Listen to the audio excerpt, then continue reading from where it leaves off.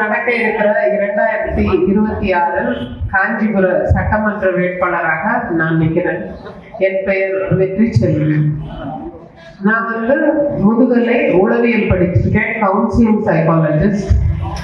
நான் பெரியவர் முத்தமிழ் காவலர் கி.ஆ.பெ. விஸ்வநாதம் அவர்களுடைய பெயர்த்தி. தாத்தா மிகப்பெரிய தமிழறிஞர், நீதி கட்சி வழிநடத்தியவர், அதில் செயலாளராக இருந்தார். மிகப்பெரிய அரசியல்வாதி, எழுத்தாளர், பேச்சாளர், தமிழ் தேசியத்திற்காக போராடியவர். அவர்கள் வீட்டிலிருந்து நானும் தமிழுக்காகவும் தமிழருக்காகவும் இந்த தமிழ் மண்ணுக்காகவும் வந்து நிற்கிறேன். நம்ம தமிழ், தமிழர், தமிழ்நாடு இது எல்லாத்தையும் ஒரு 60 ஆண்டு காலமாக மறந்துகிட்டே வரும் அப்படின்னு நான் நினைக்கிறேன். ஏன் தெரியுமா?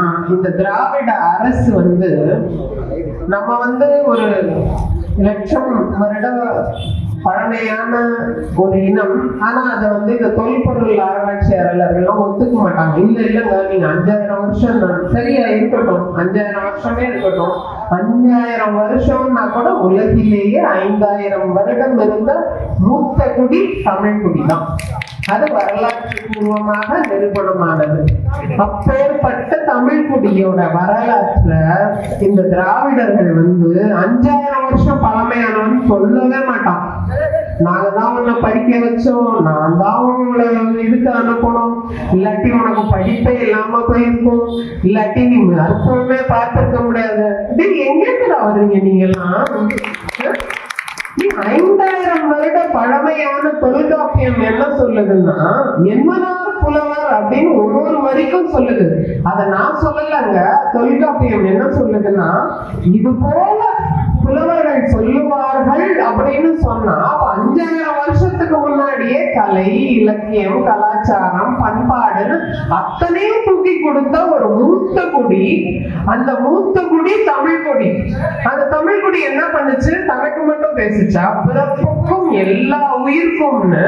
அவன் மனுஷனுக்கு ஒரு நல்லது நடக்கணும்னு கூட பேசல. ஆடு, மாடு, கோழின்னு அனைத்து உயிர்களையும் நேசிக்கிற அவன் இந்த தமிழ் மண்ணுக்காக பேசினான்னு பாத்தீங்கன்னா அதுவும் பேசல. நீங்க தமிழ்ல இருக்க எல்லா செயற்களையும் எடுத்து பாத்தீங்கன்னா உலகு உலகு உலகெல்லாம்னு இங்க உட்கார்ந்துட்டு உலகத்துக்கே பேசுறாங்க.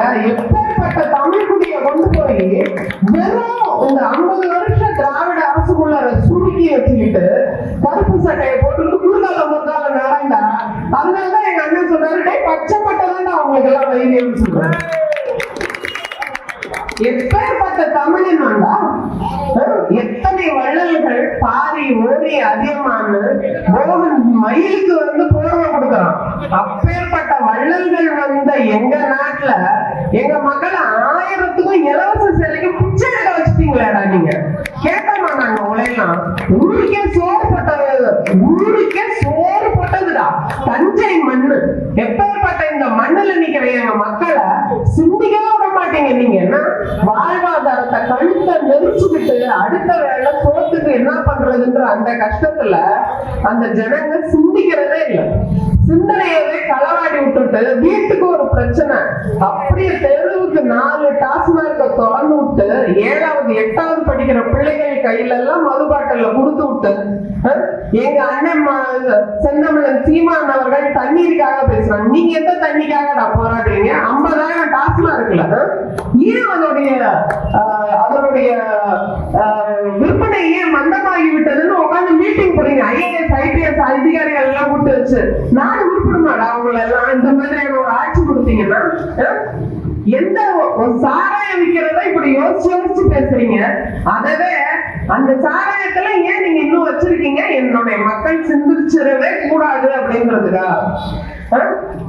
வெறும் 5 லட்சம் கோடியா இருந்த இந்த தமிழ்நாட்டு கடனை அது எப்படி ஒரே 5 வருஷத்துல 10 லட்சம் கோடி ஆக்கிட்டீங்க? நீங்க இன்னும் அதை 20 லட்சம் கோடி ஆக்கிட மாட்டீங்கன்னு என்ன நிச்சயம்? அதுக்காக தான் நாங்கெல்லாம் பதறோம். மக்களே, நீங்கள் செலுத்துற ஒவ்வொரு ஓட்டும் நீங்க மட்டும் அங்க வாழல, நாங்களும் தான் தெளிவு பெற்ற இந்த சமூகமும் பெரும்பான்மையான மக்கள் செய்யற தவறுகளால எல்லாருமே சேர்ந்து கடைசியில துன்பப்படுறோம். கேள்வி கேளுங்க.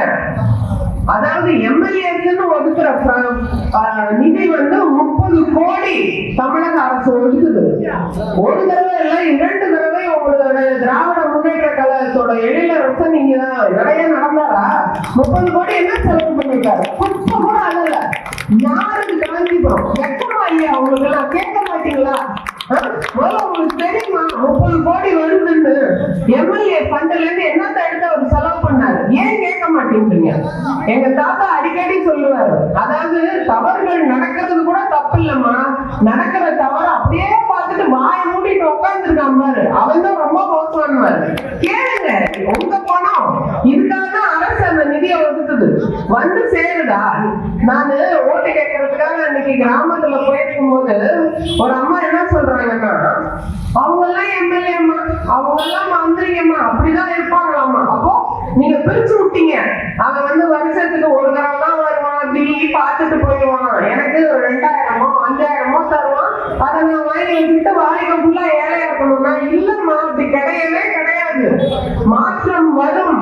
ஓட்ட மாத்தி போடுங்க. நீங்க மாத்தி போடுற ஒவ்வொரு ஓட்டும் அது உங்களுக்கானது.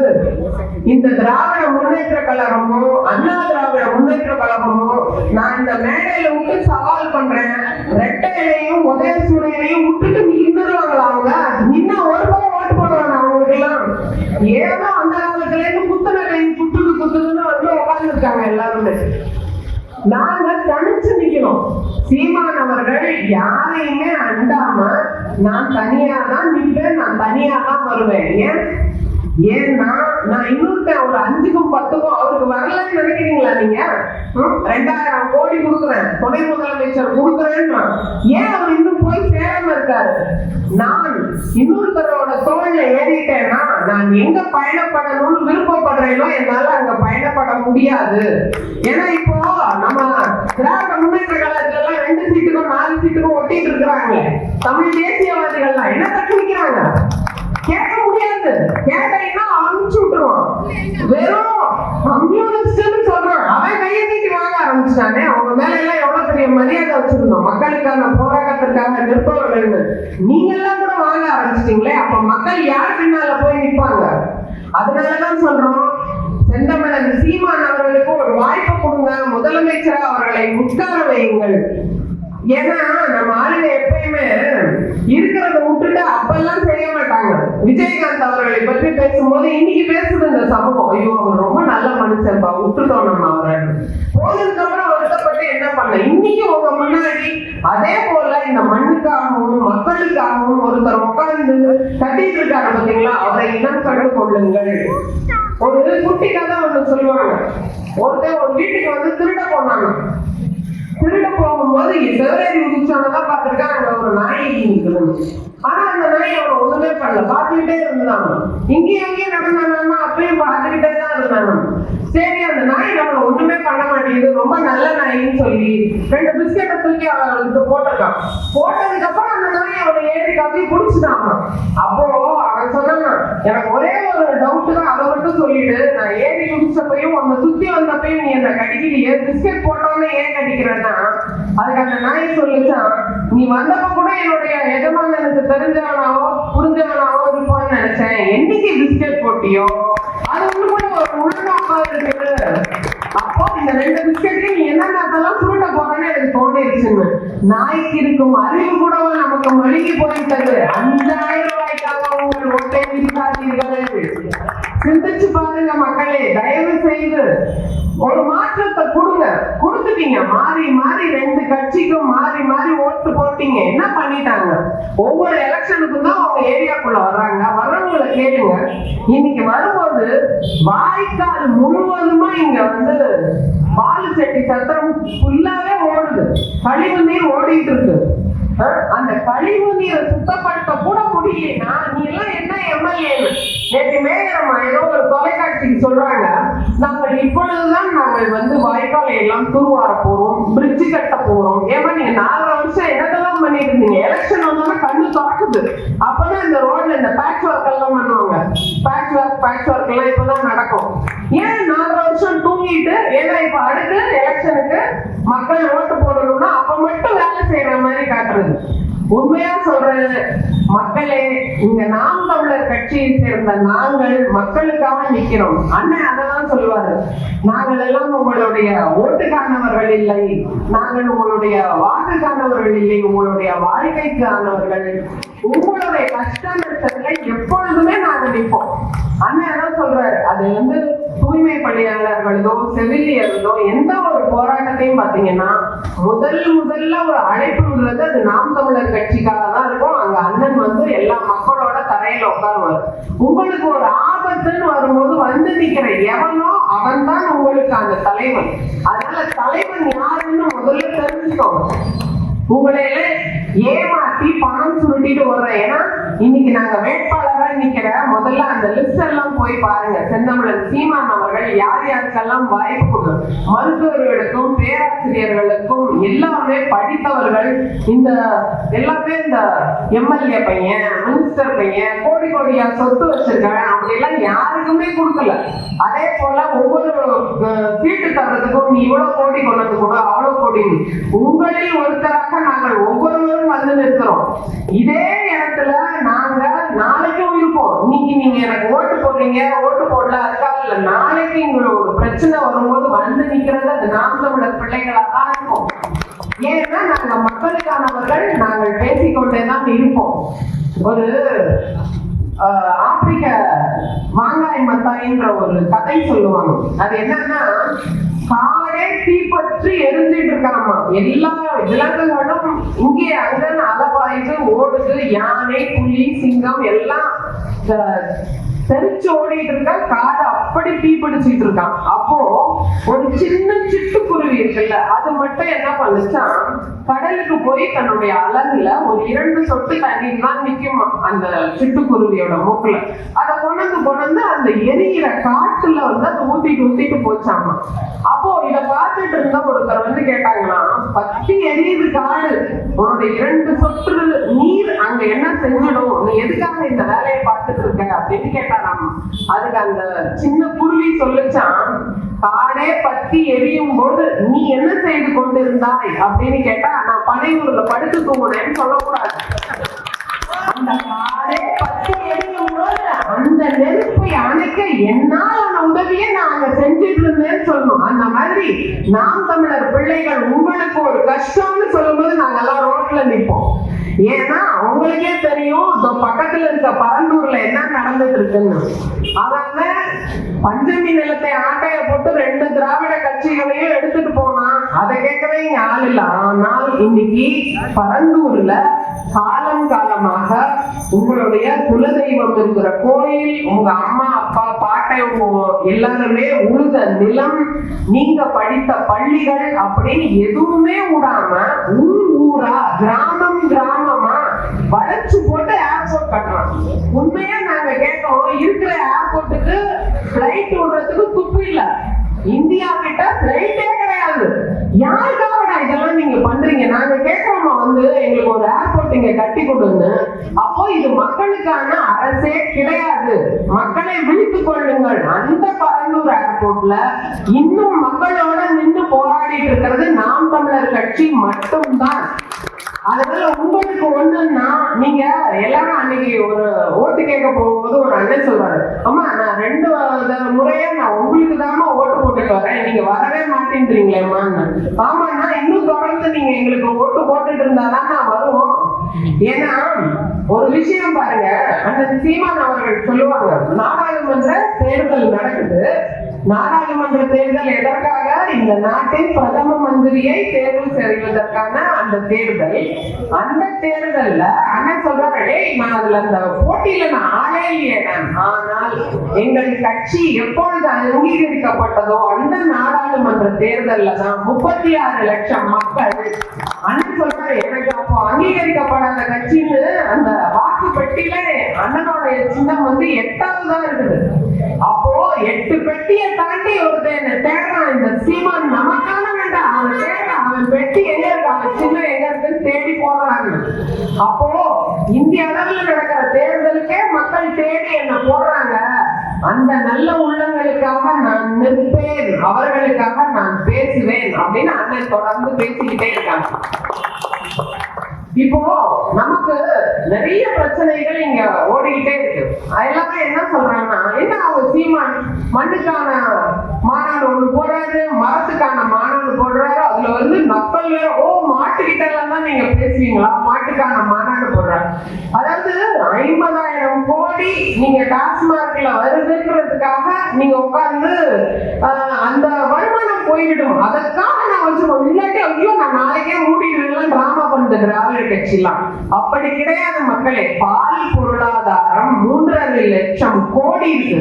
அதை இந்த திராவிட கட்சிகள் கையிலேயே எடுக்க மாட்டாங்க. ஏன்? எல்லாம் அவங்க அங்காளி பங்காளியோட தான் அதனுடைய சாராய கம்பெனிகள் குணங்கள் எல்லாம் இவங்க கட்டுப்பாட்டுல இருக்கிறதுனால மது ஒழிப்பு அப்படின்ற பேச்சையே இவங்க வெளியே எடுக்க மாட்டாங்க. உங்களுக்கு எல்லாம் ஒரு உண்மை தெரியுமா? இன்னைக்கு ஆவின் எங்க இருந்து பாலெல்லாம் வாங்குதுன்னா ஆந்திரால இருந்து தான் வாங்கிட்டு பார்த்துருக்கு. ஏன்னா இங்க நம்மளுடைய பாலை வந்து இவர்களால ஈடு செய்ய முடியல. அண்ணன் சீமான் அவர்கள் கேட்கிற கேள்விக்கு உங்ககிட்ட எல்லாம் பதில் இருக்கா? ஏன்னா மேய்ச்சல்களுக்கெல்லாம் குப்பை காடா ஆக்கி ஆடு மாடெல்லாம் ரோட்ல இருக்க பிளாஸ்டிக்கை தின்னுட்டு இந்த ஊர்ல சுத்திட்டு இருக்கு. அப்போ எங்கள் அண்ணன் ஆட்சி வரும்போது மேய்ச்சல் நிலங்கள் உருவாக்கப்படும், தற்சார்பு பொருளாதாரம் கையில் எடுக்கப்படும், விவசாயம் அரசு வேலையாக்கப்படும். நெசவு இங்க காஞ்சிபுரமே ஒரு நெசவுக்கான பூமி. ஆனா இத மாத்தி மாத்தி அவங்க திராவிட கட்சிகள் என்ன பண்ணாங்கன்னு தெரியுமா? யாருக்கு அதிக கமிஷன் வருது, கமிஷனை யாரு நல்லா பார்க்கலான்ற அந்த ஒரு போட்டி இருந்ததே தவிர நெசவாளர்கள் நீங்களே உங்கள் மனதை தொட்டு சொல்லுங்க, உங்களுடைய கூலி உயர்வுக்காகவோ இல்ல உங்க நூல் விலை ஏற்றத்துக்காகவோ இல்ல நீங்க உங்களுடைய மருத்துவ செலவுக்காக அன்னைக்கு ஒரு அண்ணன் சொல்லிட்டு இருக்காரு, ஆமா நம்ம பரம்பரையே இந்த தொழில இருந்தோம், நான் என் தலைமுறையிலேயே இதெல்லாம் விட்டு விலக ஆரம்பிப்பேன், என் பிள்ளைகளை எல்லாம் இந்த பக்கமே வந்துடாதுன்னு சொல்லிட்டேன். அப்போ ஒரு இன அழிப்பையே உட்கார்ந்து இந்த திராவிட மாடல் அரசு நடத்திக்கிட்டே இருக்கு. இன்னும் அதனாலதான் எங்களுக்கு வந்து ஒரே பதட்டமா இருக்கு. இன்னும் ஒரு 5 வருஷம் புண்ணியவான்களே நீங்க இந்த ஆட்சியை தூக்கி அவங்க கையில கொண்டா மொத்தமா சோழியை முடிச்சுட்டு தான் போயிடுவாங்க. அதற்கு முன்னால் விழித்துக் கொள்ளுங்கள் அப்படிங்கிறதுக்காக தான் நாங்க இப்போ நடுத்தரவில் நின்று கத்திட்டு இருக்கோம். அதனால உங்களுடைய பொன்னான ஓட்டுகளை பார்த்து போடுங்க. ஏன்னா அண்ணன் என்ன சொல்றாங்கன்னா, நான் வந்தால் என்னுடைய ஆட்சியில கண்டிப்பா நான் இலவசம் கொடுக்கவே மாட்டேன், 1000 ரூபாய் கொடுக்க மாட்டேன், அண்டா குண்டா கொடுக்க மாட்டேன், பூஸ்ட் கொடுக்க மாட்டேன், இதெல்லாம் நாங்க கொடுக்கவே மாட்டோம். நாங்கள் எதை இலவசமாக தருவோம் அப்படின்னா கல்வியை இலவசமாக தருவோம். அதுக்கு நீங்க எல்லாம் சொல்லணும், ஓ இப்பவே எங்கள் திராவிட அரசு இலவசமான கல்வி தான் வச்சிருக்கேன். கண்டிப்பா கிடையாது. அவங்க தர இலவச கல்வின்னு பாத்தீங்கன்னா உங்களுக்கே தெரியும் அரசு பள்ளிகளுடைய நிலைமை எல்லாம் எந்த அளவுல இருக்கு அப்படின்னு. அந்த மாதிரியான கல்வியை பற்றி நான் பேசல. இன்னைக்கு ஒரு நடுத்தர பொருளாதாரம் உள்ள ஒரு வீட்டுல மிகப்பெரிய செலவு என்ன அப்படின்னு பாத்தீங்கன்னா ஒண்ணு மருத்துவ செலவா இருக்கும், இன்னொன்னு படிப்புக்கான செலவா இருக்கும். அண்ணன் அவர்கள் சொல்றாரு உயர்தர கல்வி, அதை நீங்க வந்து சின்ன எல்கேஜில ஆரம்பிச்சு நீங்க டாக்டரேட் வரைக்கும் படிக்கணும்னா படிங்கப்பா, அந்த செலவு வந்து என் அரசினுடைய செலவா இருக்கும் அப்படின்னு சொல்றாரு. அப்ப அந்த உயர்ந்த கல்வி உங்களுக்கு இலவசமா கொடுத்தா நாளைக்கு அந்த கல்வியை வச்சு உன்னுடைய குடும்பம் முன்னுக்கு வந்துடும். அதுதான் முக்கியம், அதுதான் எங்களுக்கு தேவை. அதே போல மருத்துவமும் அதே போல ஒரு நல்ல மருத்துவம். இன்னைக்கு வந்து உங்களுக்கே தெரியும் காஞ்சிபுரத்துலயும் தான் ஒரு அரசு மருத்துவமனை இருக்கு. என்ன மருத்துவத்துக்கு நீங்க போய் நின்னாலும் என்ன சொல்றாங்க, இங்க எல்லாம் இல்லப்பா பார்க்க முடியாது, ஒரு அவசரம்னா செங்கல்பட்டுக்கு போங்கன்னு. ஏன்பா இங்க வர்ற எவ்வளவு வருமானம் இருக்கு, இங்க இருக்கிற எம்எல்ஏக்கு எவ்வளவு ஃபண்ட் இருக்கு, ஏன் நவீனப்படுத்த மாட்டேன்றீங்க, ஏன் மக்களின் பிரச்சனைகளை நீங்கள் பேசவே மாட்டேன்றீங்க, அதுக்கு பதில் சொல்லுங்க. அப்போ உயர்தர மருத்துவமே உங்களுக்கு இலவசமா கிடைக்கும். அதனாலதான் அண்ணன் சீமான் அவர்கள் என்ன சொல்றாரு, நான் என் ஆட்சி அமைக்கும் போது எம்எல்ஏவும் அங்கதான் மருத்துவம் பார்க்கணும், எம்பியோட மகனும் அங்கதான் மருத்துவம் பார்க்கணும், அவங்க ஏழை தொழிலாளியும் மகனும் அங்கதான் மருத்துவம் பார்க்கணும்னா அப்போ அதனுடைய தரம் எப்படி இருக்கும்? உங்களுக்கு எல்லாம் வேணும்னா போய் நீங்க காவேரியில படுத்துக்கிறீங்க, அப்போ எங்களுடைய உயிரெல்லாம் உங்களுக்கு உயிரா கிடையாது. இந்த மாதிரி அப்பன் பாட்டன் எல்லாம் சேர்த்து வச்சு பரம்பரையா சொத்தா சேர்த்து வச்சவங்களுக்கான ஆட்சியை இன்னொரு தடவை கொடுத்துறாதீங்க. நீங்க கொடுக்கறதுனால உங்களோடையும் சேர்ந்து நாங்களும் தவிக்கிறோம். அதனால இலவச கல்வி, இலவச மருத்துவம் அண்ணன் சீமான் அவர்கள் வரும்போது தரப்படும். அதே போல குடிநீர் இலவசமாக தரப்படும். இன்னைக்கு குடிநீர் பெரிய பிரச்சனை. நான் இங்கே கேட்டேன், பாலச்செட்டியில 4 நாளைக்கு ஒரு தடவை குடிநீர் வருது, 5 நாட்களுக்கு ஒரு தடவை. குடிநீர் உங்களுக்கெல்லாம் சேர்றதுல இவ்வளவு பெரிய இது இத்தனைக்கும் பார்த்தா செய்யாது, நம்ம பக்கத்துலதான் ஓடுது. இவ்வளவு பெரிய இது ஏன் வருது? ஏன்னா இங்க போற வேகவதி ஆகட்டும், கிழக்கு ஆகட்டும், எல்லாத்தையும் தூத்தி பட்டா போட்டு 2 ஆண்ட கட்சி ஆளும் கட்சி எல்லாருமே பட்டா போட்டு பிரிச்சுக்கிறீங்க. பிரிச்சா அப்புறம் நீரை எங்க சேர்க்கறது, அப்புறம் நீரை எப்படி தேவை நம்ம பூர்த்தி செய்யறது? அதனால நாம் தமிழர் கட்சிக்கு ஒரு வாய்ப்பை தாருங்கள். எதையெல்லாம் மக்களாகிய உங்களிடமிருந்து புடுங்கினாங்களோ அது அத்தனையும் திருப்பி தரப்படும். நல்ல குடிநீர் உங்களுக்காக கிடைக்க வழி செய்வார்கள். மதுவை ஒழிப்பார்கள். முக்கியமாக இந்த 2 திராவிட கட்சிகளும் கண்டிப்பாக மதுவை ஒழிக்க மாட்டாங்க. நம்மளுடைய நாம் தமிழர் கட்சி வரும்போது போதை இல்லாத ஒரு தமிழகத்தை நாம் தமிழர் கட்சி உங்களுக்கெல்லாம் கொடுக்கும். அதற்கும் மேல பெண்கள் அதிகமாக எல்லா பொறுப்புகளையும் நீக்க வர நிறைந்திருக்கிறோம். நாம் தமிழர் கட்சி ஒரு பெண்களினுடைய வலி உணர்ந்த கட்சி. பெண்களே சிந்தியுங்கள், உங்களுக்காக நாங்கள் இருக்கிறோம். நாங்கள் எந்த நேரத்திலும் உங்களுக்காக களத்தில் போராட காத்திருக்கிறோம். மாற்றம் வேண்டும். ஒரு மாற்றம் வேண்டும்னா நீங்களும் ஒரு மாறுதல் செய்யும் போதுதான் அது ஒரு மாற்றம் உருவாகும். அதனால இந்த முறை 2 திராவிட கட்சிகளையும் விட்டுட்டு விவசாய சின்னத்திற்கு வாக்களிங்கள். அண்ணன் சீமான் அவர்களை கோட்டைக்கு அனுப்புங்கள். உங்க தமிழர்களினுடைய நிலை கண்டிப்பாக மாறும். அதற்காக இந்த காஞ்சி மண்ணிலிருந்து, சோழர் ஆண்ட இந்த மண்ணிலிருந்து மீண்டும் ஒரு தமிழர் ஆட்சியை இந்த தமிழகத்துக்கு நம்ம தெரியப்படுத்துவோம். நாம் தமிழர் மாற்றத்திற்கு விதை கொடுங்கள். நன்றி, வணக்கம்.